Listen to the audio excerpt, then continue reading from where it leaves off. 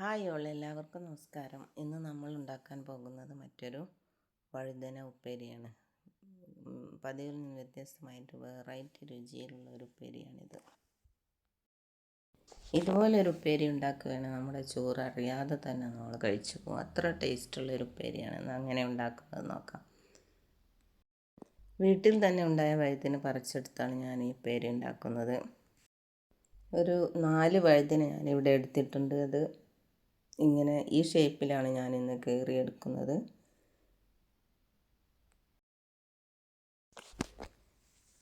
ഇതുപോലെയുള്ള പച്ചക്കറികളുള്ള വെറൈറ്റി ടേസ്റ്റിലുള്ള ഉപ്പേരികളും കറികളും ഒക്കെ ഉണ്ടാക്കുവാൻ നിങ്ങൾക്ക് ഇഷ്ടമാണെങ്കിൽ ഈ ചാനൽ സബ്സ്ക്രൈബ് ചെയ്യാൻ മറക്കരുത്. കൂടാതെ നിങ്ങൾക്ക് ഈ വീഡിയോ ഇഷ്ടമാണെങ്കിൽ ഷെയർ ചെയ്യാനും മറക്കരുത്. അങ്ങനെ നമ്മുടെ വഴുതന ഉപ്പേരിയൊക്കെ അരിഞ്ഞു. നമുക്ക് ഇതൊരു ബൗളിലേക്ക് മാറ്റാം.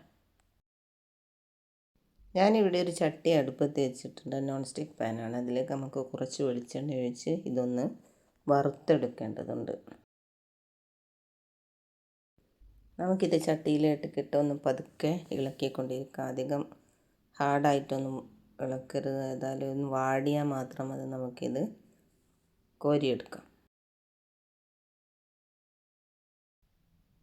കോരിയെടുത്തതിന് ശേഷം നമുക്ക് ആ ചട്ടിയിൽ തന്നെ കുറച്ച് കാശ്മീരി മുളക് ഏകദേശം 10 എണ്ണം ഞാൻ എടുത്തിട്ടുണ്ട്. അതൊന്ന് വറുത്തെടുക്കുക. അതിനുശേഷം നമുക്കതൊന്ന് മിക്സിയുടെ ജാറിലിട്ട് പൊടിച്ചെടുക്കാം. ഒന്ന് ക്രഷ് ചെയ്താൽ മാത്രം മതി, അധികം പൊടിക്കരുത്. ശേഷം നമുക്കൊരു ചട്ടി അടുപ്പത്ത് വെച്ച് കടുക്, കറിവേപ്പില, ഉള്ളി, വെളുത്തുള്ളി എന്നിവ ഒന്ന് വാട്ടിയെടുക്കണം. ആ ചട്ടിയിൽ തന്നെ ചെയ്താൽ മതി. കുറച്ച് പച്ചമുളകും അതിലേക്ക് അരിഞ്ഞിടുക. ഇതൊന്ന് ഏകദേശം ഒന്ന് നല്ലവണ്ണം വാടി വരട്ടെ. ചെറിയുള്ളി ഏകദേശം ഒരു 10-15 എണ്ണം എടുത്തിട്ടുണ്ട്. വെളുത്തുള്ളിയും അത്ര തന്നെയാണ്. ഇത് ഏകദേശം വാടിയിട്ട് നമുക്ക് ഇതിലേക്ക് മുളക് പൊടിയും മഞ്ഞൾപ്പൊടിയും ചേർക്കാം. ഇറക്കി വെച്ചിട്ട് നമുക്ക് ഇതിൽ വേറൊരു ചട്ടി അടുപ്പത്ത് വെച്ച് കുറച്ച് ഉള്ളി പൊരിച്ചെടുക്കേണ്ടതുണ്ട്. നല്ലവണ്ണം ഒന്ന് പൊരിഞ്ഞതിന് ശേഷം നമുക്കിത് വേറൊരു പാത്രത്തിലേക്ക് മാറ്റാം. ഇതുപോലെ മൊരിഞ്ഞാൽ മതിയാവും. നമുക്കിത് കോരിയെടുക്കാം.